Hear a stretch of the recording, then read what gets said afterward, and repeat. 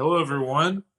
This is Friday Night at the Barbell with your host, myself, Carson Wendell, and Bryant Wood. Bryant, you're laughing. What I do? Somehow you didn't mess my name up. I thought you were going to treat me like Josh, who's Nope. not with us at the moment.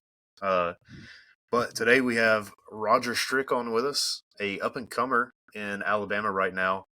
1,900 total, 26 years old, 500 dot score in the 242 class. And he's fucking jacked, too, which is always a plus in powerlifting. And also firefighter, which I think is very interesting because I know a lot of strong firefighters in powerlifting. So, Roger, how's it going? It's going good, man. I appreciate you having me on. I appreciate, all the kind words and everything. I'm glad to be here and just hang out and talk lifting, life, whatever the conversation floats to. So, Of course. Thanks for coming on. I mean, a lot of firefighters that I know, especially in powerlifting or bodybuilding, like they're always super nice. And you guys like have one of the worst schedules of all time, but still are always very nice and somehow find a way to recover after your workouts, which is amazing to me. well, yeah, I think think attitude and one quote that The Rock said: "Perspective drives your performance." Your perspective on life. Glass half full, glass half empty. How you look at your day by day. You might have a really crappy shift, but carrying a positive mindset and attitude, it really shows, like, when you're on the job, when you're helping people, and when you're coming off duty. Like, you might have a bad shift, but it's like, at least I get to go out there and help people, and I still have the freedom to be able to train. And it gets tough sometimes. Like, I might have to go home and, like, rest, take a nap for a little while, but, like, like, I love to train. And, like, we have a job, like, where we can literally work out on duty. Like, how cool is that? So yeah, being able to recover, being able to balance that out, that's definitely something that having a good coach can really help with that, because I only go 4 days a week. Yeah, just being able to balance work and life and training. It's definitely something. It's taken time, but I feel like we've kind of like cracked the code as far as that goes. Which my coach, he actually works on the ambulance. He works in EMS, so he definitely understands that lifestyle. So yeah, he gets it. Yeah, Roger. I'm a nurse. I work in a big hospital here in town. But I worked in the ER for a long time. Worked alongside like EMS firefighters. A lot of my friends are firefighters here. You mentioned you had a gym at your station. Do you ever do like your powerlifting, like your compounds there? Do you ever work up to like 600, 700 pound deadlift on the block? Because I bet that would suck if you about to hit your single and then the alarm sounded. Yeah. man, to be honest, at my station, we don't have enough weight, and some of the guys, like, giving me a hard time. They're like, "Oh man, why don't you hit some of your stuff at the station?" Blah blah blah. And I'm literally like, "Man, we don't have enough weight for what I need to hit today." And he's like, "Come on, man, you can do it at the station." I'm like, "We really don't." But if I'm doing like a deload or something, or like a primer day, like, I can fit it in there if I need to. It's definitely not ideal. I've definitely had tones drop, like, when I've been in the middle of something. So I'll just go back and go a little bit lighter and, like, warm up. So if it's like bench, like, I can do it there. We don't have the best equipment, but I mean, at least we have something. It's pretty cool. But I've treated my days on duty as, like, recovery. Like, I try to get in more steps, or, like, stretching, like a lot of stretch and rehab work I'll do over there. So, like, sorry, I'm not trying to talk too much, but for, like, low bar squats, like, my upper body mobility is really bad. So me on duty lately, like I've just been doing a lot of like PVC, like overhead work, getting those shoulders loose, a lot of dead hangs, stuff like that. Um, so yeah, that's been very beneficial while I'm on duty. Yeah. I think So that's a good plan. I mean, that's a good use of your time. yeah, because dude, having that brachialis tendonitis on low bar is no joke. And Old you know, bicep my tendonitis. shoulder, my upper body mobility was so bad. So if this is a key point, anybody you know that will watch this, like if you have brachialis tendonitis really bad, your shoulders are really tight, your upper body mobility is bad, and you don't slant those arms in on the combo rack, doing overhead work, loosening your lats and those shoulders is huge. So definitely stay on top of that, and it'll make a world of difference. Like there's no bigger bench press killer than brachialis tendonitis. Like, you know, my last meet, my bench felt the best it's ever felt by far, and I had zero pain. So that pain is like, it'll take a big hit on your bench press. I, for one, am against stretching, but yes, you got to do whatever works for you. Yeah, man, my upper body mobility is terrible. I mean, that's years of like, you know, not making it a priority. But Yeah. you know, you get in a good Well, routine, getting those shoulders loose before every bench and like every squat day, and it make a huge difference. So Probably here's another. my. Oh, let me give my caveat to that first, Carson. Uh, no one has ever told you to get loose under a barbell. That's what I always tell people. yeah, Everyone yeah, says, "Get tight, get oh tight." yeah, Yeah. oh yeah, yeah. You Yeah. definitely Listen. want to get tight, sure. Right. But you So want to be able to have maybe if your the ability to forehand where is you good. Yeah. And also, hey, I know Roger. You said your background was like hypertrophy training, bodybuilding. I was as well before I started powerlifting. Where I was kind of power building, I guess, a little bit of strength work. But your shoulders, I mean, you're pretty jacked. You got big shoulders. I feel like for a lot of people, the bigger your upper body is, especially low bar squatting, I had tons of shoulder issues. The bigger I got, the more musculature I put on my upper body, and especially my shoulders and chest. I really had issues with low bar eventually, whereas I didn't have it back when I started low bar when I was smaller.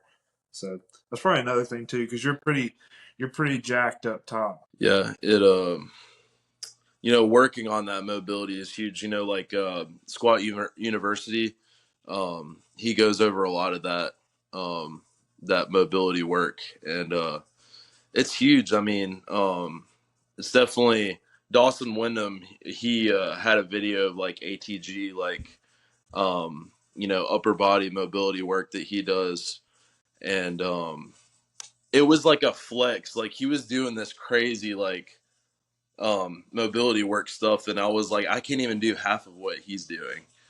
But you know, and that was like at the time, like because I just didn't place that as a priority. But my coach had me doing some work, and it definitely makes a big difference. But you know, like Bryant was saying, like staying tight under that bar, like creating that shelf. You know, that's important. Being able to like wedge yourself under the bar, create a solid, you know, foundation before you know brace and walk out, of course. But Yeah. I think you just have the blessing and the curse of being too jacked, and not necessarily it's not necessarily too jacked for like powerlifting or whatever. It's too jacked for the position that you want to be in. And I would say like Dawson Wyndham and people like that are like he's very genetically blessed in mobility already. You can tell by oh his yeah, ability to pull, like the positions he can get into are much different than you or I. Yeah. Um, the problem yeah, with mobility work is a lot of it is very temporary benefits, like with stretching and everything. If you're not holding a stretch for like up to a minute at a time for every single day that you're awake and doing it consistently, you normally only get like a 15-minute benefit in the extensibility of your tissue, which Mm-hmm. goes away by the time you're at your top set anyways. A lot of Right. times it's about the right warm up and what the correct method for you is. And for some Oh, people that is mobility. Typically it's bigger guys, 242 up into the super heavyweights. Those guys kind of need a little bit more shoulder warm up. That's what that mobility right. work is doing really, is just like warming up your joints so they don't get beat up as much. Your coach probably has pretty good load management now too. Like as you figure it out, you figure out like what loads really aggravate your bicep. So then you know where you need to push, where you can pull back without it bothering you. It's funny because in one of my preps, he had me working up to like a pretty heavy triple Mm-hmm. on bench. I had like 2 sets of 3 on bench, and basically I had a day before to where you know I went off program and I wanted to get like a good bicep pump, and I did like tempo eccentrics of like I was doing like easy curl bar, just barbell curls, and my volume was like really low in prep on biceps specifically, and so that next day when I hit bench, I could feel that tension in my biceps, and that Yeah. like really affected my strength. Like having super tight biceps, and that lowering portion on bench, Mm-hmm. like bench felt terrible that next day. And so I was like, I'm never gonna make that mistake again. Yeah, that's So good. Learning from it's just, mistakes. oh yeah. Yeah. I love it. People wouldn't think that like having tight biceps would affect your bench press strength, but it really does. Yeah, I mean it's part of it. That flexor tendon getting aggravated, that extensor tendon from the bicep curls, it easily will work. So I was going to say, Roger. So you started off kind of more so in, I guess, bodybuilding style training. Like, and Yep. when did you start? Like when I started the transition to powerlifting, it was like last April. Um, so I talked to some guys at my gym. I was training at the Rack at the time in Robertsdale, and they were like, "Dude, this meet's coming up. You should sign up for it before it gets full." It was the Summer Slam 4 meet in Fort Walton Beach, and it was like I think it was May 26th or May 27th of last year. And so the meet was coming pretty soon, but I was popping off in the gym, like just like hitting a lot of PRs, like squat, bench, deadlift, just doing. Um, so before I worked with a coach, I had kind of like a conjugate approach to my training. So I'd hit a lot of rep PRs, like low volume, like I'd hit like a set, like a top end set of a certain weight of like as many reps, AMRAP, as many reps as I could hit, and I was getting stronger doing that approach, um, but one could say that that's definitely not ideal for the long run, and it's definitely like risky. And so like I showed up like on meet day, um, hit like a elite total my first meet. Um, and then I had my next meet, which was nationals in New Orleans, and that was like July 15th. So pretty quickly after, my last meet, May 27th. So I didn't have a lot of time to improve from that meet, but altogether, my squat, I added 16, so I added like 56 pounds on my squat. Because I went from that was going from high bar to low bar. Yep. And so I was brand new at low bar, so I've been low bar squatting for about a year now. Everything was high bar before, and my form was pretty terrible. But I invested into some like good Einser knee sleeves. I was using like some hand-me-down like A7s before, Oh yeah. and I used to have like this Rogue. It was a 13 millimeter, I think, but it was like one of those latch belts, and I upgraded to the SBD belt, and so I used all that new gear for nationals, and it definitely helped. Definitely felt a lot better. My bench didn't make any progress those two meets. Bench. So funny story about bench. Bench had kind of been at a standstill like the past year. Because that brachialis tendonitis issue I was talking about earlier. That really like hindered my progress on bench so much that like literally a whole year. It took a whole year before I made any kind of progress because we had to fix that issue. So, I guess that's why I emphasize that so much because that was such a Yeah. big problem for me. Like it was holding me back. So, like any lifters that have that issue, like it's really like when you're training really hard and then you get closer to a meet and you start low bar squatting heavier and heavier. That's when those issues start to arise. But Yep. yeah, so my last meet, um, I added I added about 10 kilos, 7.5 kilos to my bench. And I was just over the moon about it because, you know, my coach and I, we tried different things, but really just getting over that mobility issue that made all the difference in the world. But, but yeah, at nationals, that meet, I actually bombed on deadlifts.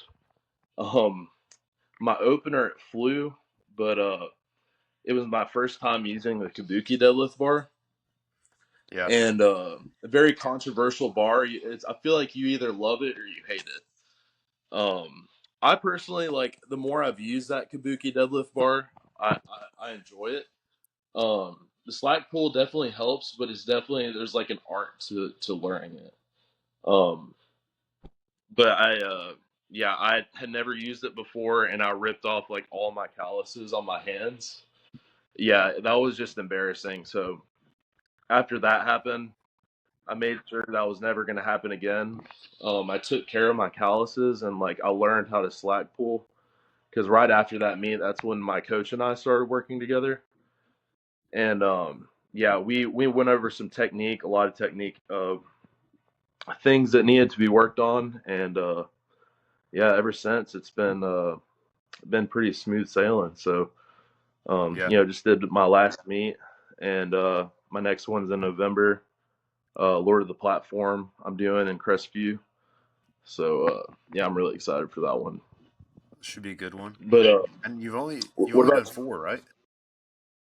I that the one that I just did, it was my fifth meet. Okay, five. So 5 in a year. Wow. Or 5 in a year and a half. it's been a lot. Yeah. And yeah, I mean that's what's crazy though. An elite total at your first meet, never done it before, had kind of shitty hand me down gear. How long had you been training before you really got into powerlifting? Good question. So before my first meet, so like right around that time period, so I was 2023. I'd been lifting for about 12 years. So, I started in football as a freshman in high school. Um, when I started out, I had like, I was 6'1", 185 my freshman year. My first bench max was 165, like no weightlifting prior.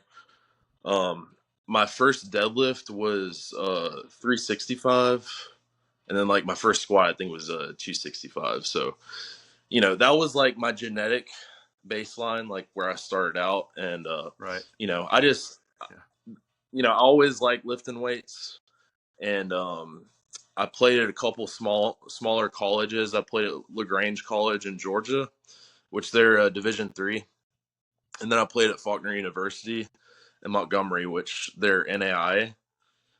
So I played defensive end, and I liked football, but I didn't love it. And when you're like a student athlete, I mean, that is your whole life. It's a full-time job in and of itself. So, but yeah, I wanted to just go to school. And after that, that was when like I got, uh, that was when I started to get into the bodybuilding training.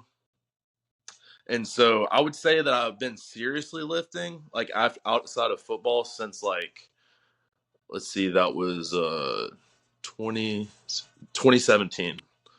So yeah, since 2017, that was when I like really started to like train hard and like really focus on building strength and all that. So Yeah, that's Cool. still pretty new. A little bit longer than Yeah, me. Not as long as Carson. sorry. I similar kind of. I was always football background, but I found that the more I played football and did strength and conditioning, I was enjoying the strength and conditioning season better than football. mhm. And when we would do Yeah. tests like the combine testing, 40-yard dash, vertical, broad jump, bench press, that was so cool to me. Fell in love with weight training and progression and testing, and that really kind of.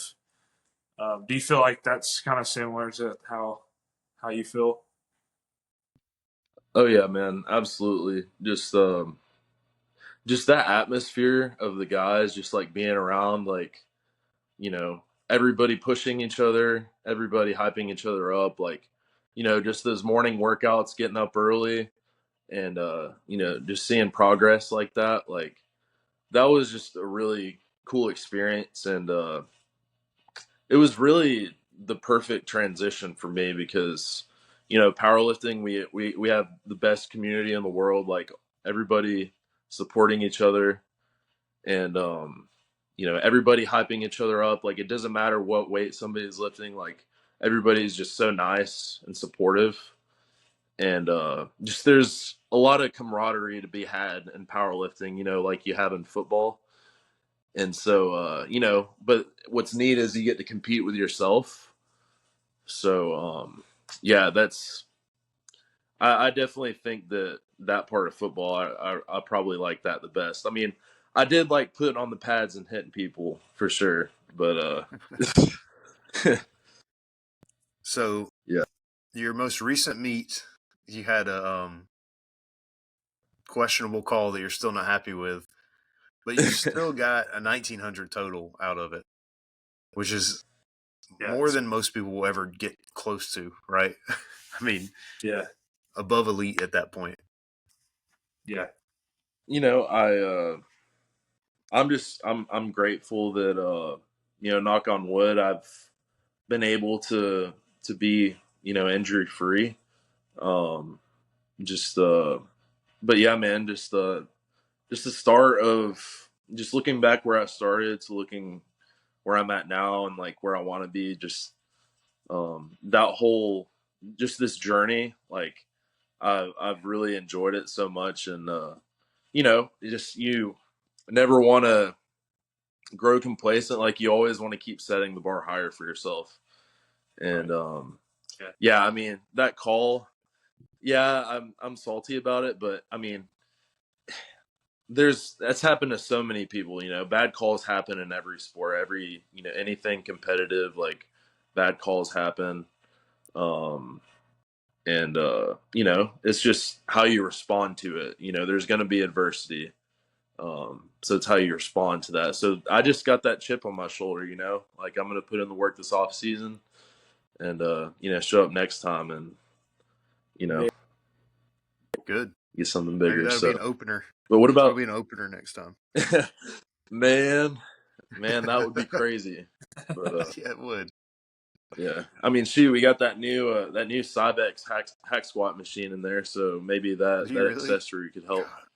God, Nice. Yeah, I don't yeah, get I back helped I until helped Jake August. haul it. I don't get back till like August Okay. 12th or so. So I'm excited to see all the new shit he gets. Oh yeah, dude, it's looking great, man. Got the carpet stapled down Yeah, under the benches, and even the racks are nailed down too. So you don't good. have to worry about those racks moving. So Well, I mean, you're the only one. But yeah, yeah, I wanted to ask y'all when's your next meet? When are you guys' next meets coming up? Go ahead, Right Carson. first. No, you go. So I'm actually about 5.5 weeks out from a bodybuilding show. I kind Really? of I switched gears last year because I've kind of gone back and forth. I've trained mostly hypertrophy focused for the majority of my lifting, but I've always loved lifting heavy weights. And I went through I've done a few meets. The first meet I ever did was I think 2014. Um, but I took several years off before I competed again. Took several years off before I competed again. Kind of going back and forth. I always used powerlifting as my off season when I was like bulking, getting stronger, trying to put on muscle. Um, Right. but I went. There was a period of a few years where I really just trained strictly powerlifting and competed at Worlds and had a lot of fun. My body definitely took a beating, and the kind of place I am or was in my life, it was Right. it was just more kind of taxing on me. The longer workouts.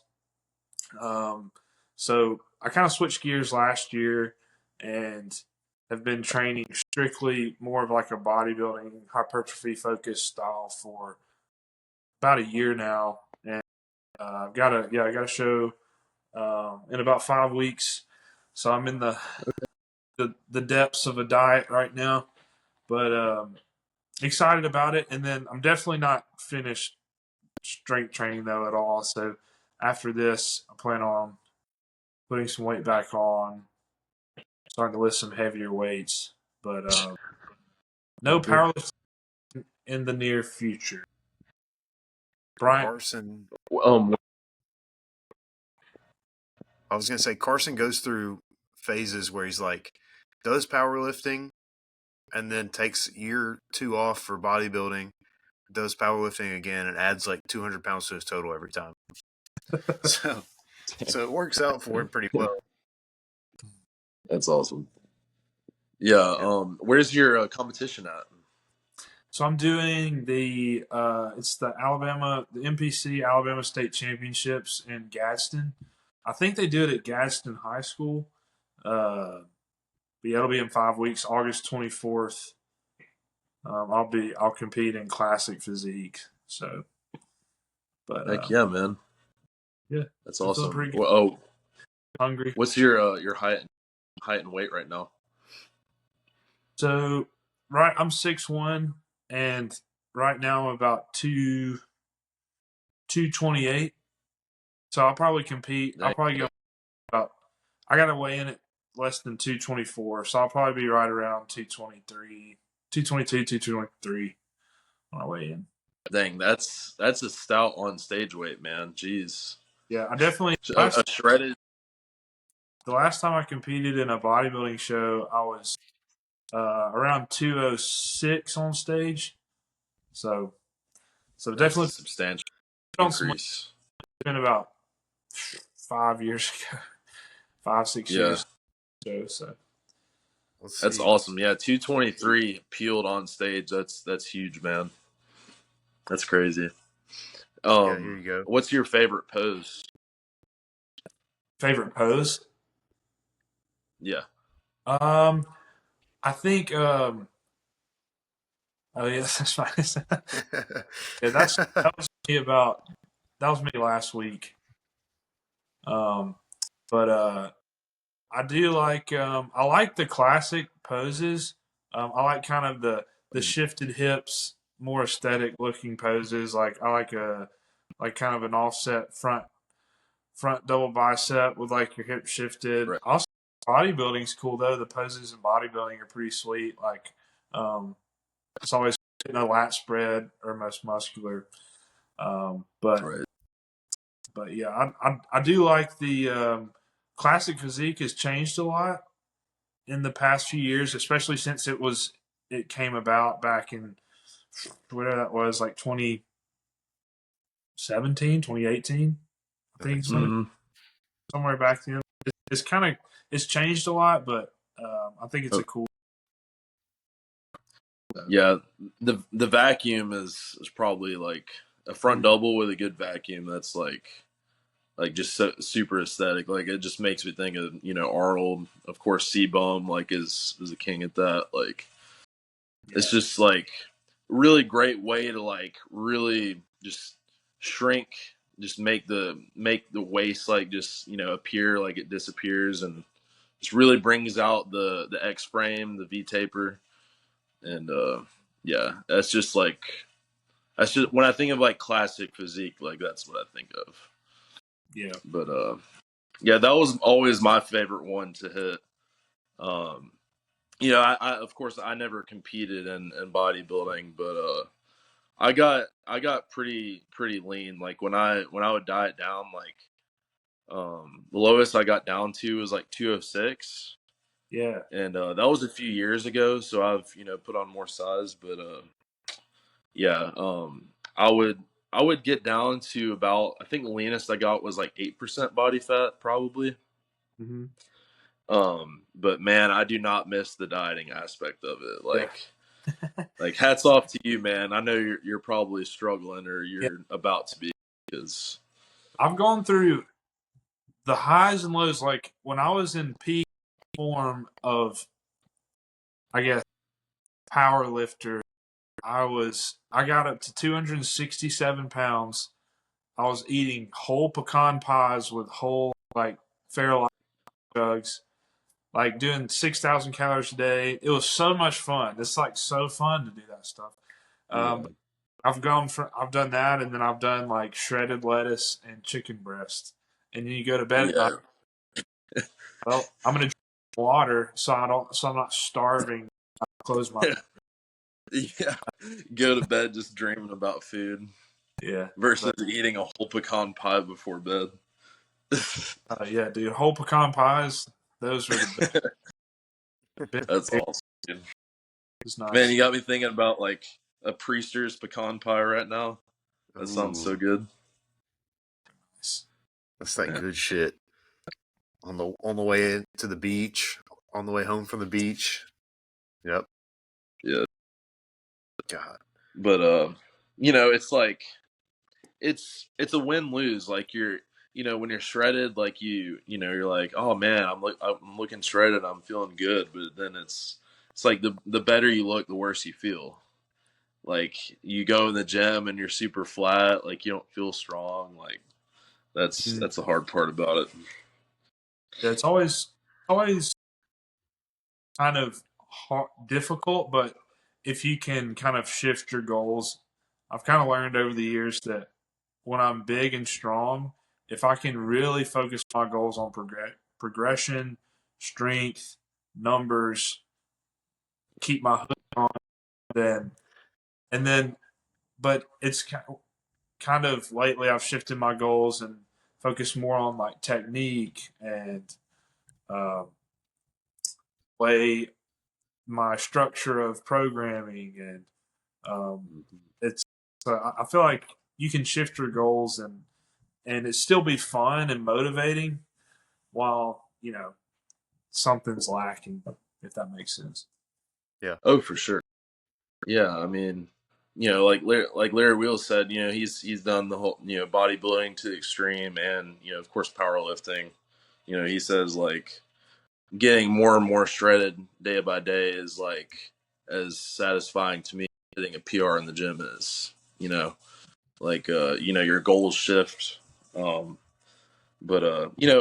and thinking about it, like for health reasons, like getting a leaner body composition, and eating a lot healthier, doing more cardio, like it's great for your health. So it's good to take, doing what you're doing for health is actually a really good thing, because us powerlifters, like it's easy for me to get off track if my physique isn't a goal. I can just like be less disciplined with my diet, and of course that's not good. But but yeah, I future plans, I might step on a bodybuilding stage in the future at some point. That would be pretty fun. I would have to enter it with with a different mentality, because the last time that I did it, um, man, I needed a coach, and I should have had more flexibility, because I would just go so long without a cheat meal, and I literally would eat the same meals every day, and they didn't taste good. And so what that led to was a lot of binge eating, and Yeah. that was just like really self-destructive behavior. I mean, I'm talking like easy 10,000 calorie binges. Like, Yeah. I had one time where next morning I woke up from one, and I literally, it felt like it was like a food hangover. Like, so much sugar, sodium, and carbs. Like, I had like the worst headache. Like, it literally like made me sick.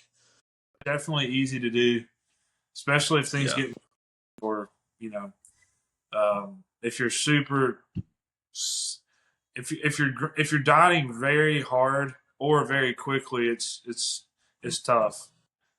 Those Oh, for sure. is at a high level, then some weird things happen.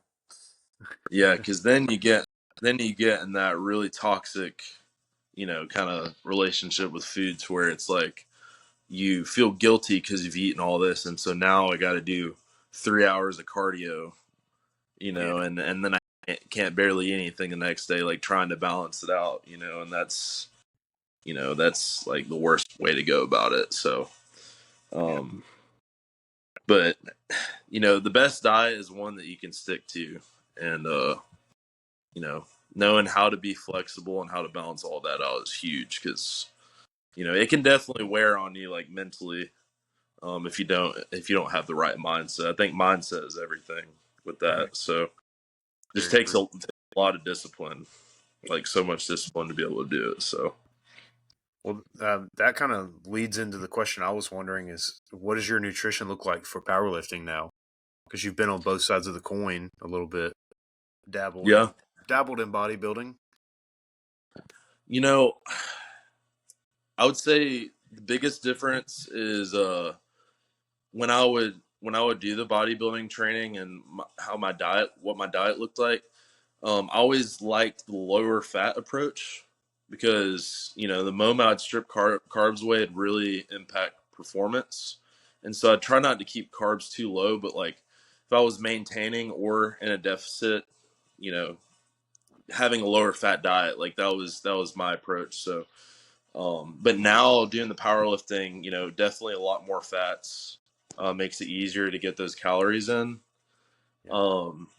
Having about a gram of protein per pound of body weight. Some days I might not have a gram. Some days I might have more than a gram. Um, just focus on a lot more red meat. Um, my stomach doesn't agree with lactose, as I found out recently, because I started to try to drink whole milk, and man, that just like messed me up. And so Fairlife, that's what I stick to. I eat a lot of oatmeal, bananas, a lot of rice, jasmine rice. That's like my go-to. Um, Nice. I try to find as many steak deals as I can, because I love steak. Um, but that ground beef, eggs, of course. So yeah, Yeah. I would say the biggest difference has been getting those fats in. It makes it getting in those calories a lot easier. So, but Yeah. when I'm having to cut weight as I get closer to a meet, um, I start to try to bring the fats down again, and just keep my steps up, and that's just an easy way for me to gauge how many calories I'm having. Because like when you do it long enough, you know what your body needs. You know what a calorie deficit feels like. Like, you can feel it physically when you're in one. So, Right. um, That, but that's but I what I was do gonna track my say. calories. Wait, what were you saying? I was gonna say, like, that's where your bodybuilding gym bro habits come into handy, is when you're cutting weight, or like when you need to make weight just in general, like that last Oh, 4 weeks or so, when you can dial it in whenever you need to. oh, no doubt, no doubt, no doubt. Because like I've tracked calories for so long that I can tell you how many calories are in a bag of Uncle Ben's ready rice, jasmine rice. Like Right. I know how many calories are in 4 eggs. Like I know Yeah. how many calories are in a rice cake. Like yeah, I don't even have to look it up, so it just takes the guessing away, and I can like look at something a lot of the times and you know be pretty spot on like with whatever the calories are. But yeah, of course, having something like MyFitnessPal definitely helps. Yeah. And weighing your food, of course, because it's not always accurate. Um, but yeah, having just going through it and like learning and actually going through tracking your calories, the longer you do it, the easier it makes it, I feel like. So, I agree. Do you have to cut any weight? Do you walk? What do you walk around at, like weight wise? And do you have to cut to 242, or are you kind of already there? oh yeah, so my walk around weight has definitely it's definitely increased. It's increased about 10 pounds over the past year, which given when I was coming off of bodybuilding, going into powerlifting, I was leaner. I would say I was more active because I was also bartending like on the side. So, 6 days of the week I was moving around a lot. Um, but yeah, so my walk around weight is like 252 now, 250 to 252. And so, yeah, I do have to cut a good bit of weight. This past meet, I water loaded and I also rode on a plane. And so, I like on the plane and that whole day of being at the airport, I drank 2.5 gallons of water. So that was pretty terrible, being on a plane, having to God. constantly get up. Yeah. um, so yeah, that next day, my body held on to a lot of water. Think because it was stress from the plane from flying. And so I was optimistic because I hadn't barely had any carbs the day before, had no carbs the day of, which was the day before weigh-ins, and I kept my sodium like at a minimum. That afternoon, I weighed 253, and I was like, "Bro, are you kidding me? Like, what is going on? Now I got to lose all this extra weight because I was hoping I would be in like the 240s." So, Mm. I'll go in the sauna. I'm in my hoodie, thermal shirt, pants, and this cleaning lady had just mopped in the sauna, so all that fresh steam was in there. And when I tell you that was the hottest sauna I've ever been in my life, like I counted on my phone, like I tracked the time. The longest I could sit in there was 8 minutes. Like literally, I was like starting to like dry heave, like almost throw up. It was that hot. And so, like, dude, I sweat so much, like I was sweating like a dog. So I got out. I did like 5 sessions. In a little over an hour, I went from 253 to 244. So after that, I was like, okay, well, I still got the morning. I was like, I don't want to keep pushing this. I'll lose probably an extra pound or two the rest of the day. So, tomorrow morning, I'll finish it off before weigh-ins. Woke up the next morning. I think I weighed 243. And Nice. the goal was to win originally at 235, but with this extra weight I was holding on to, I was like, for the dot score I wanted, I was like, if I can weigh in at 238 at least, like I'll be happy with that. So I had like this cheap like little scale I got from Target. So like when I got out of the sauna, like the third time, it was saying I was like 238.9, and then it went down to like 237 the second time I stepped on it, and I was like, okay, let's just get in one more time just to be safe. So I got back and I weighed like 237, and then we drive about an hour to go to the weigh-ins, and then I weighed in at it was 107.4 kg, so I think yeah, it's like 236 pounds.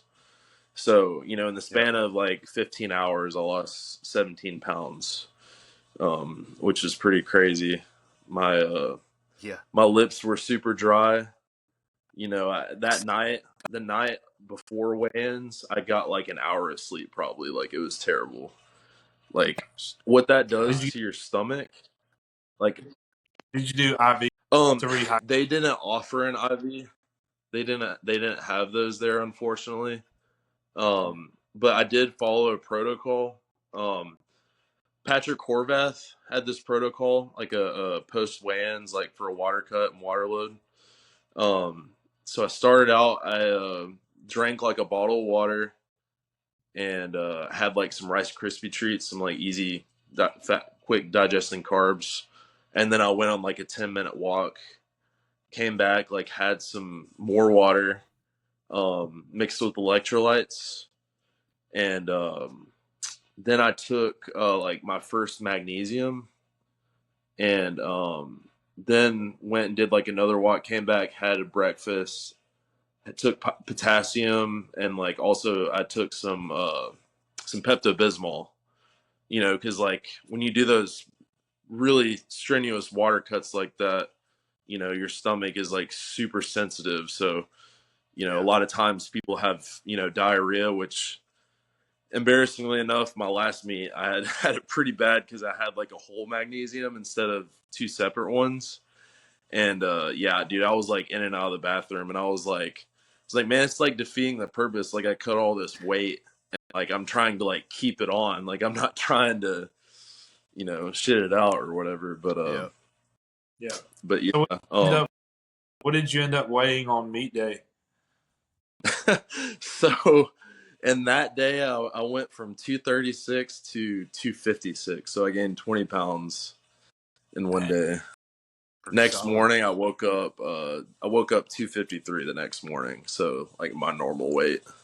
Yeah. Nice. But you know, of course I had like my Pedialyte and my quick carbs and stuff like backstage. Squats, I will say squats did feel shaky.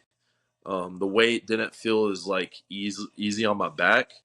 So I think the water cut definitely affected squats. Like I felt shakier. But I think it was like the time of day. Like I hadn't had enough time to like really like load in. You know, maybe more electrolytes than I needed or more carbs than I needed. So by the time I hit bench felt phenomenal, felt really stable and strong on the unrack. And then deadlifts were just like, I was like, what is happening? Like deadlifts felt really good. But yeah, I've heard that intense water cuts can affect squats, like make you shakier when it comes to lifting. Yeah. Luckily I didn't have any cramps. But you know, the goal right now is to, you know, focus on eating healthier, try to cut some body fat in this off season. So next time I won't have to do such a significant water cut. Like if I could lose like 5 pounds, that'd put me in a good spot.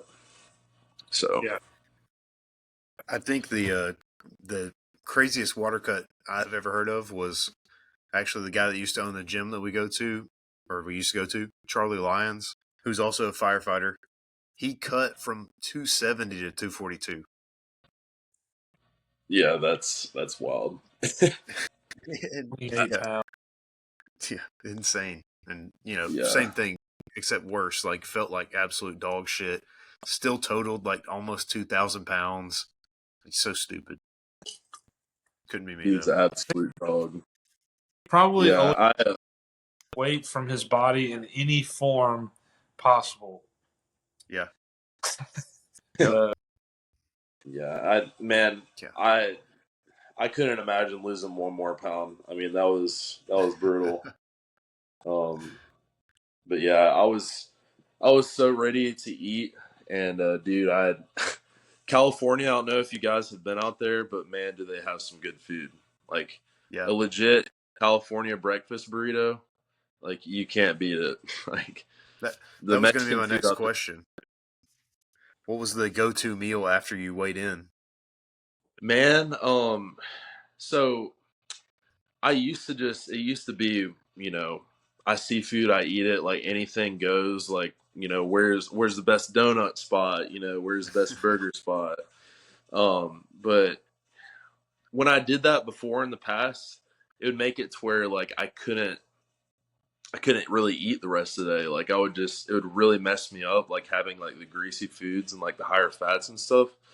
Yeah. So following that water cut, I just had like it was just egg whites with egg whites with ham and some French toast and some fruit. That was what I had. I had some syrup, but I had that and like I think of orange juice. But yeah, just something light on the stomach just to get everything going. And with that meal, like I had a probiotic, so just getting like my gut bacteria, getting everything back in processing. Um, yeah, and then like after that for dinner, um, I think we got Mexican. I'm pretty sure. Right. But yeah, I've heard of some people that get sushi the night before a meet. I guess all that the sodium and the carbs. Um, so yeah, we didn't get that, but I might try that out in the future. But Can't be yeah, bad. Yeah. it used to be just like whatever, and so like the next day at meet day, like I'd be doing squats. In the back of my mind, I'm like worried that I'm gonna like squat down and something might come out. Like that's the last Yeah. thing you want to be worried about. You want to feel good on meet Well, day. You don't want to have those issues. So you would not be the first or the last to do that. So never fear. Never fear there. I've heard many shit on the platform stories. Oh, yeah. man, you're lucky if you go to a meet without like there being piss on the platform these days. Yeah, there will be. Oh, yeah, for sure. And it'll be from me. I'm backspotting. Oh man. So prep is very physically demanding, but it's also mentally demanding, especially when you're working up to the weights you're doing. Plus, Mm-hmm. you have the random 24-hour shifts back to back at the fire station, stuff like that. How do you manage it mentally? How draining it can be? Is it just like Yeah, that's a good motivational videos question. by The Rock?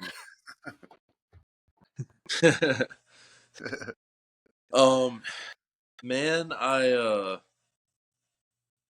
it's just really something that like to get myself, it gets harder the more fatigued you are, the further along you are in prep because like, just everything hurts.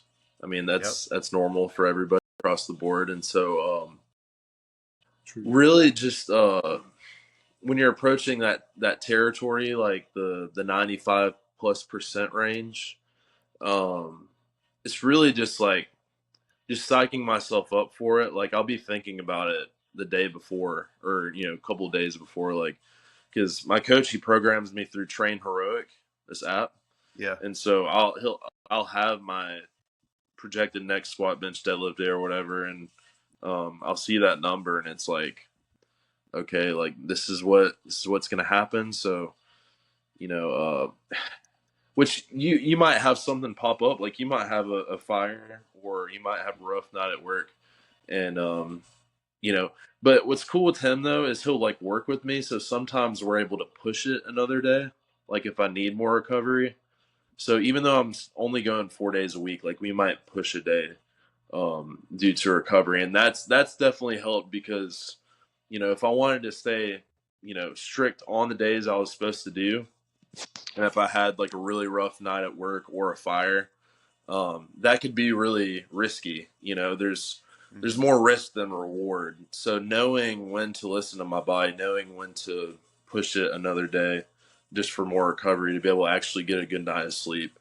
Because I've went training on like 3 hours of sleep before, and I mean it can literally make a difference of like 5% of your strength, if not more. Like Yeah. I could I could go and bench a weight that could be like opener speed on a normal day, and then it can be like a grind on a day that I've barely had any sleep. So 100%. yeah, knowing when to listen to the body I think is huge because I mean that can apply to somebody that isn't in the EMS field. Like let's just say like you got a Mardi Gras ball coming up or something, and you're supposed to hit a heavy single the next day, or you're going to a concert or stand up late. Like if you're programmed for that next day, just being like, hey, we got time. We're X amount of weeks out. Let's just push it to the next day. it really makes a huge difference. So because I made the mistake of not, and every time that I don't give myself that extra rest, I always regret it. So Yeah, I think people can take a lot from that because a lot of times you see like numbers on your program or whatever, and you're like, all right, I got to go do this no matter what. When like yep, in the grand scheme of things, if you communicate and know about it beforehand or can plan around it, it's like yep, a nothing burger. Like it doesn't even matter. yeah, exactly. There have been a lot of times where um, I've gone in and pushed it when I shouldn't have and regretted it. But there's been very few times when I've gone in and held back and really regretted that. Like, Yeah, I feel like a lot of people are so gung ho and like the grind mindset. Hmm. If it's close to a meet, that's one thing. Yeah, you're gonna have to grind. It's gonna suck, especially when you're peaking or when you're trying to peak and or you're going through your last heavy singles before you taper and things hurt and everything sucks. You might have to push through that, but any other time, really, like it's always worth being conservative, especially when for you're sure. talking lifting lots of weight and the injury potential is higher, especially under fatigue. You're not well rested, maybe you're not hydrated. So I think some form of auto regulation is Yep, always like got to have it in there. If you're just doing exactly what the chart says every single time, I think yep, there has to be auto regulation in there, or things happen, you get hurt. no doubt. Yeah, I mean, it's just like real world versus like textbook because a textbook can't prepare you for it's just knowing when to veer off and like take things in your own hands and be like, hey, listen, like like if it's a peak, like you don't have a choice. Like you said, you gotta push through it. Like you gotta ante up. You gotta get yourself in the right mindset, and you gotta do it. But Right. any other time, like it's not worth it. So in this game, it's all about longevity.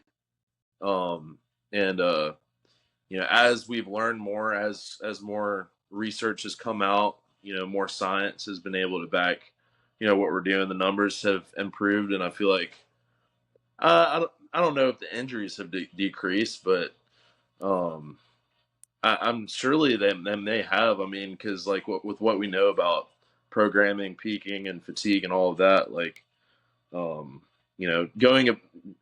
work smarter, not harder. Like um, Yeah. just I think that's huge, and just listening to your body. Um, because you might be benching and like have a pec that's tender, and you're not listening to your body, and you might could keep pushing, and then boom, you tear a pec, or you might have an adductor that's kind of like giving you some issues or whatever. Like that's a huge one. So no, knowing when to pull back is definitely a huge thing. You've been spying on me. I've had both of those issues many times. Really, My really. pec is bothering me from last week, and then Mm. I've tore an adductor before, so it's been fun. Yeah, I mean, both of those I'd Woodworking. say are probably the most common injuries with those power lifters, I'd unfortunately. say, yeah, like pec tweak, bicep tendinopathy, bicep tear falls in that category too. And I've more recently, seen a lot of quad injuries. Oh yeah, yeah. Yeah, Steve Kodiak Barbell. yeah, You follow him on? Yeah, yeah. him blowing out both his quads. That was brutal, man. There's been a more than I can remember beforehand of blown out the bilateral quads.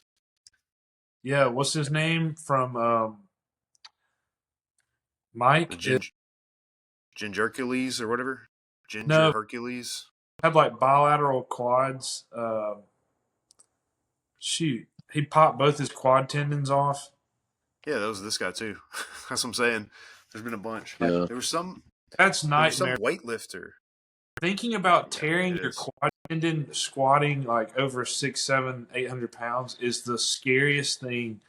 I think it's way scarier than a pec pop. Is tearing your I quad. agree. Yeah. Oh yeah, man. Chad Penson. I mean, him Yeah, blowing out. that's who I was talking about, Chad Pinson. Okay, Chad. Yeah, and his first meet after that injury was my first meet that I competed at SummerSlam for. Oh, Of course, he nice. Yeah, I won it. forgot. He Yeah. won it no problem, but He his still squatted comeback like story. 800. I think it was 771 or 782, something like In that. sleeves. Yeah, in sleeves, but Yeah. And yeah, he won it it was right now. like Yep. it was something crazy. I mean, it was like 8 to 16 weeks after or something like that. Like it wasn't long, long after that happened. Yeah, Insane. I would be BPC scared to squat for a 157. long time. Yeah, I would be too. That's the most important thing, is not being afraid. I Yeah, saw recently, within like last 6 months, there was some weightlifter, and he blew out both quad tendons, but they found his quad tendons were calcified, so they were like bone, like stiff as bone, and then they just popped on like 405, which was heavy as fuck, like a 405 clean or something like that. Right. If I'm gonna pop them, I would like it to be on something like that. yeah. 800-pound squat, 405 clean, some shit like that would be cool. Yeah, something Not my heroic. measly 400. I saw a dude like do what? No, you go for it. Talk about I was injuries. gonna say I saw a dude like he like blew his knee or quad benching. Did you Yeah, see that? That was I did wild. not Like, have seen it before. Yeah, yeah. I'm like, how does that even quad, happen? That quad is injury benching. right. That's an old school thing though, because like the old school shirted benchers used to do that all the time, because they would get their feet so far underneath them that quad tendon, patella tendon was so stretched, Yep. like 1,000 pounds in your hands. Like there's a lot of pressure going through the knees too. The Oh, for shirt's sure. doing a lot of work on the chest, so I Yeah. think as you're saying earlier, like the research on injuries, I don't know if they've found a way to quantify like how many injuries do we actually have now compared to then, but they Mm-hmm. they have done research on like injuries per so many hours of training. I don't know if you've ever seen that study, but it was like injuries per 10,000 hours trained in competitive athletes, and powerlifting was like second from the bottom in least injuries, Wow. with like rugby and American football being on top. Wow. So it's surprisingly safe sport. I think you just see like we're talking about double quad tears, but like that's 5 people, you know, out of out Yeah. of the whole open powerlifting. There's like 5 people I know that have done it. I feel like injuries are a lot less common in the tested side of powerlifting. Oh yeah, for For sure. sure. Yeah, Absolutely. because they're not outgrowing, their joints, and Yeah, their tendons.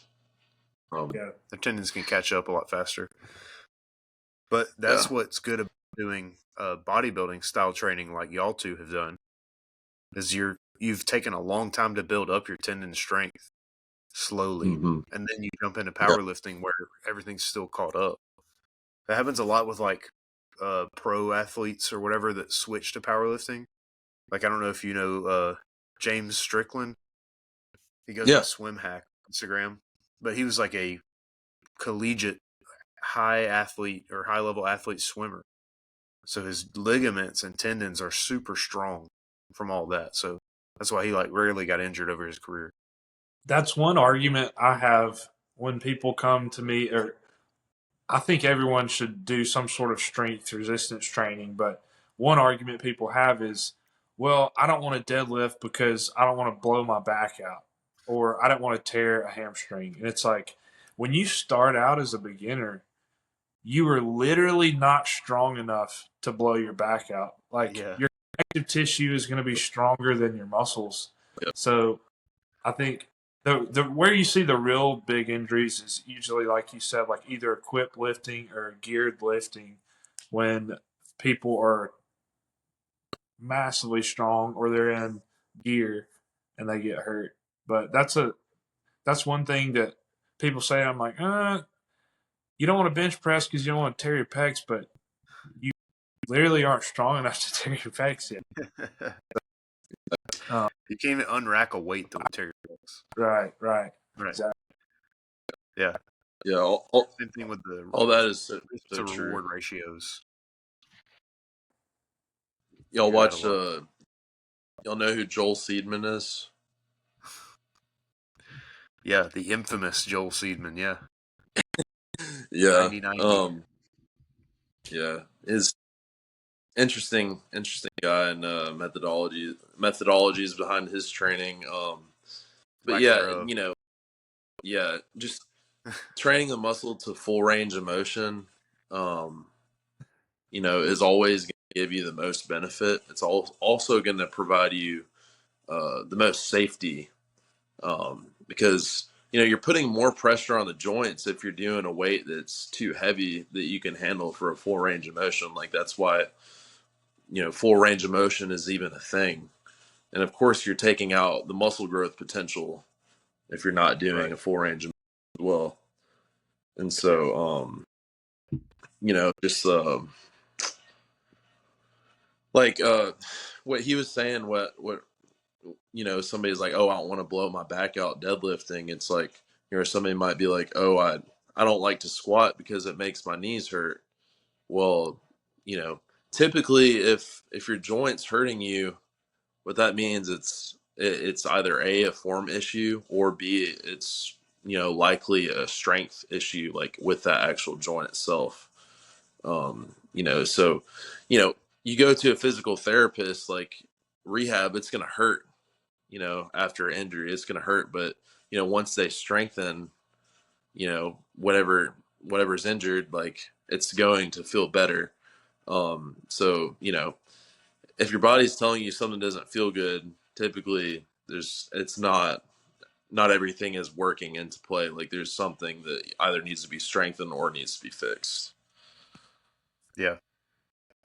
A lot of the people that say like squats hurt my knees or whatever, they are the above 90-degree squatters. So like they don't go to parallel even. So there's a lot of, like you said, pressure like on the kneecap, on the patella most of the time. That's where the majority of it is. There's a lot of pressure on the patella at like full depth astrograph squats, but it is Right. balanced by the muscles that are also activated the whole time. Yeah, You have the hamstrings that are stretched, the hamstrings are shortened at the bottom, and the quads are completely stretched. The calves are even stretched at the bottom of a squat. Whereas at that right. at that 110-degree angle, you like have only quads. Like nothing else can even really be active at that point. So there's just a lot of pressure on their knee that's not balanced by the musculature. Jesus. Yep. It's very true. Yeah, I took a NASM PT course because I was gonna, I wanted to be like a personal trainer. I trained people for a little bit, but just learning like the synergist muscles and antagonist muscles, all of that stuff was, interesting. And that have like the overhead assessment, and they talk about like knee valgus, knee varus, and all of that, and like if you have knee valgus, what muscles could be weaker on you or whatever. Just all that's interesting, how you can like just make an assessment by watching somebody lift, and you can just be able to tell what needs work, what needs improvement. Yeah, that's just like coaching 101, learning how to watch people move, and then just being able to communicate with someone, understand how they feel about something, why they might be scared to squat below parallel, things like that. Oh yeah, and one overlooked thing for, I feel like, a lot of people is ankle mobility or lack thereof ankle mobility. Like myself, for example, I have really bad ankle mobility. So, I squat in heels, and squatting in heels made it a game changer in terms of Yeah. me squatting to depth comfortably.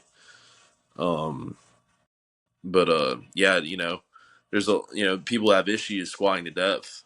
A lot of the times it is ankle mobility problems, so they need to have their heels elevated. If not heels, have them elevated on a plate or something. Right. Some Sam Sulik shit. Yeah, Everybody's right. squatting on 2.5s now. Yeah, right. Yeah, yeah. He's Oh, over yeah. here.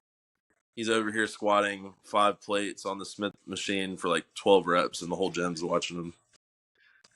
Yep. Yeah. Dude's a beast. Yeah. Looks massive doing it, the whole nine. So you've got a meet coming up in November. What are some of your big goals, like the next 5 years or so in powerlifting? If you even want to stick around that long, who knows? Man, 5 years.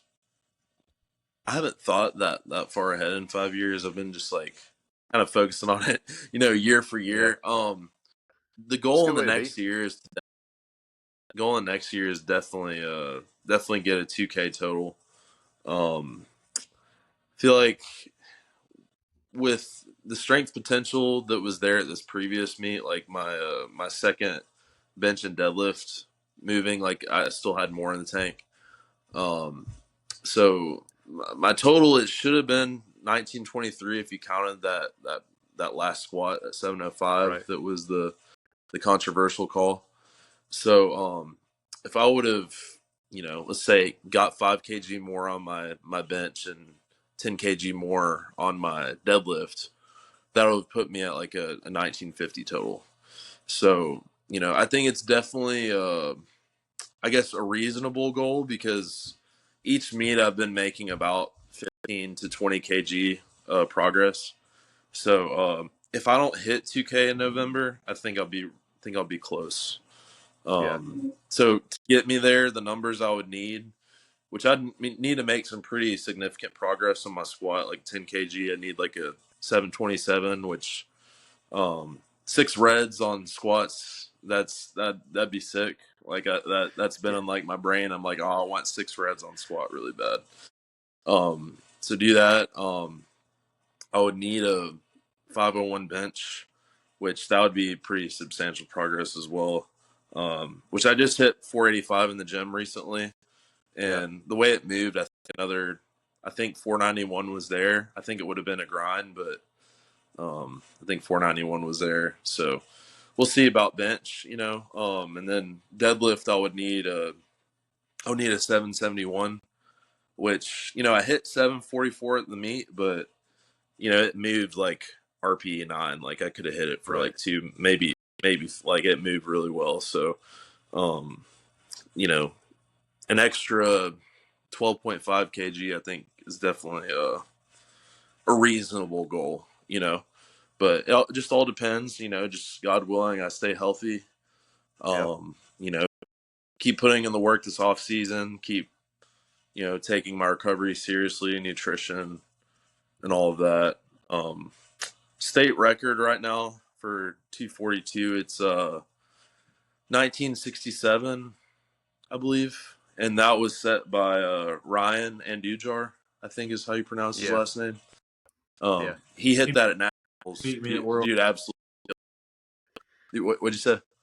I was just saying he beat me at Worlds, and then he bought me dinner afterwards. I was like, Yeah, man, man. decimated. I haven't met him before, but he seems like a really, really nice guy. Oh, nice guy, Really very nice. The nicest. Yeah. Yeah. He freaking killed it at nationals. Like his performance, I was like, holy crap! Like 733, like he smoked it on squat. He had 468 bench, and then his deadlift game was just crazy. Like Yeah. he opened with 744, and then 766 like moved just as easy. He went all out to like win the meet with like I think it was a 815 pull, I think, on deadlift, and he got it like right below his knees. Like he was like right there, and he didn't quite get it. But yeah, I mean, he's he's got a 2K total on him right now, over a 2K total on him right now. But just seeing his progress, like he completely destroyed his total at nationals last year. Like he had like a 1907. So yeah, he made a ton of progress. Him and Gary Brewer is his coach. Yep. You know, he's been making a lot of progress. But yeah, the previous state record total was 1902. So yeah, he destroyed the previous record. What I'm hoping for at my next meet, the state record bench is 491. So if at least if I could get the 496 and get a state record bench, I think that'd be really cool.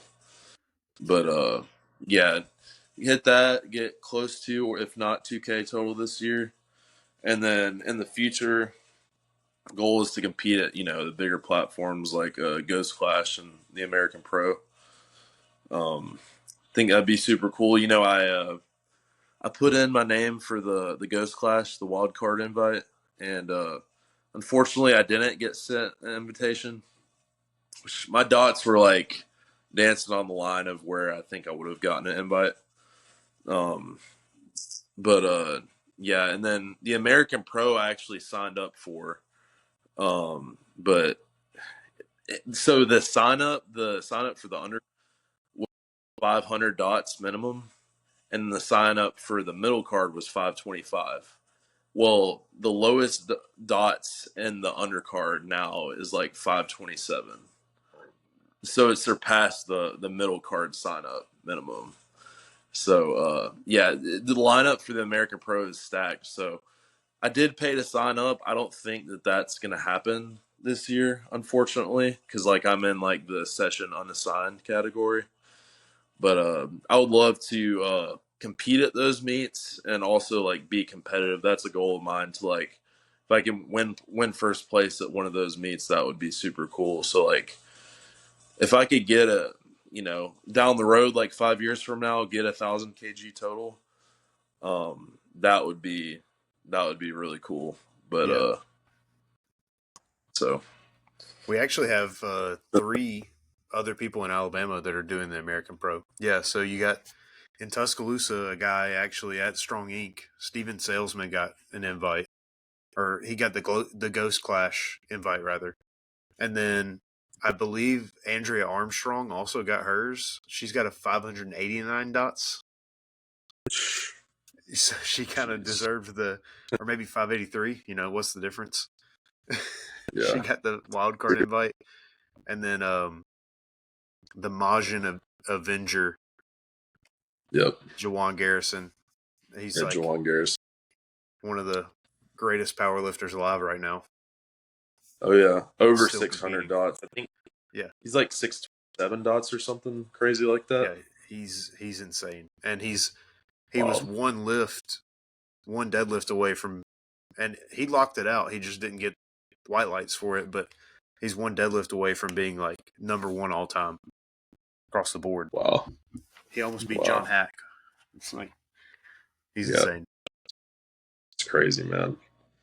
Yeah, man. He's 198, right? Yeah, I think he is now. He used to be 181. Him squatting almost 800 pounds in the 198 weight class is just bonkers. He's built for it, man. That's crazy. He actually played college football, or he played semi-pro football as well. I didn't know that. I believe it. And I don't know if he still He does. looks like he he could used to run. smoke Marlboro Reds. He'd squat, step outside, smoke a red, come back in, snack on his McDouble from McDonald's. Yeah. The freakiest of freaks. It's built Man. different. Built diff. Man, John's 410 kg deadlift. Did y'all see that earlier? The one he just hit today. Yeah. Him hitting that this far out from the power surge is just crazy. Like, man, I could see him hitting 950 there.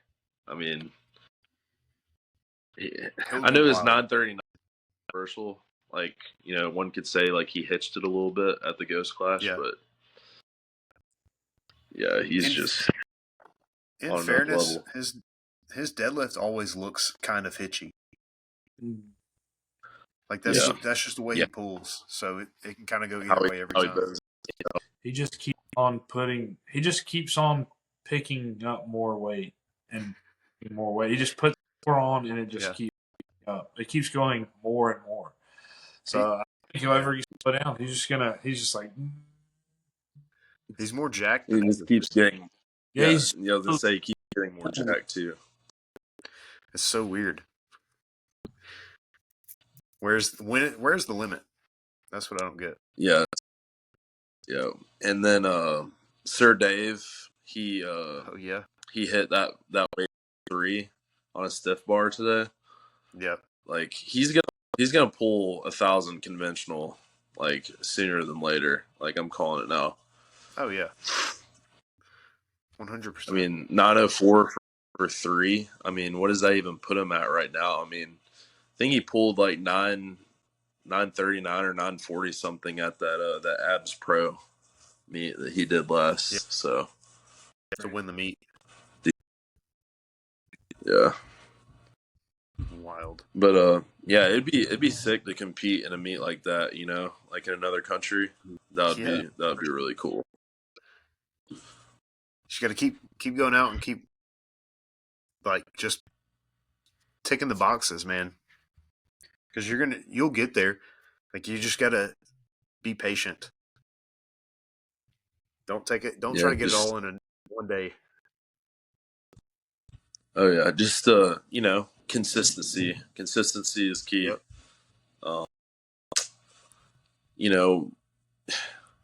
What it's the biggest thing is just be happy with your own progress. Like just even in the off season, like I can look at the start of a block towards the end of the block, like seeing the improvements that are there, like block by block. Definitely it's a good mindset to have. Like enjoy the journey, enjoy the process, and trust the process as well. Because, when you're transitioning into a peak at the start of it, like you might not feel as strong, and so you're like, crap, man, I lost all this strength. Like what's happening? Like, and then your confidence is like kind of shot or whatever. But then like, your CNS is getting used to lifting that heavier weight week after week, and then towards the end of it, like you far surpassed the start of it. And so yeah, it's just important to just trust the process. Yep. And also enjoy it, have fun with it. 100% agree. Tell us your socials before you go. Yeah, so my Instagram, it's Roger_Strick. My Twitter, no, not my Twitter. I don't have a Twitter. I think my TikTok, I think it's at Fit by Strick. That was when I was gonna do the training. So Fit by Strick, I think that's my TikTok. But yeah, you can follow me on there. But Roger, But I'm about to have to go get these children to bed. But yeah, we really appreciate you coming on to talk to us, man. And it was fun having a talk with you. You are 26 years old, right? yep, I'm 26. So you're 26 years old. You've been powerlifting for like a year. The sport really is your oyster. You can, man, if you, like you said, if you stay consistent, I really feel like you could go as far as you want to with it. So we're looking forward to kind of watching you compete, kind of seeing how you progress over the next months, years. That'll be fun. But we appreciate you having us on, and it was fun. So I appreciate you, Thank you, man. man. Thank you. Yeah, I'll definitely shoot you a follow and let me know about your bodybuilding competition, because if there's like a live stream for it or something, I definitely want to watch that. So, well, that was your Friday night at the barbell. We'll see you guys next time. Thank you. Peace. Hey, everybody. just wanted to come on and thank you for watching or listening to the podcast wherever you get podcasts at. If you haven't already, go ahead and give us a like, a follow, and a rating on whatever service you use. We'd really appreciate that. And you can let us know in any of the text boxes or comments or on Instagram, wherever you can. Let us know who you might want to see on the podcast next. We're going to try and make that happen. We got a lot of good guests coming for the rest of this year in 2024. And if we can make your suggestions possible, we want to do that for you. All right. Thanks. Appreciate you guys.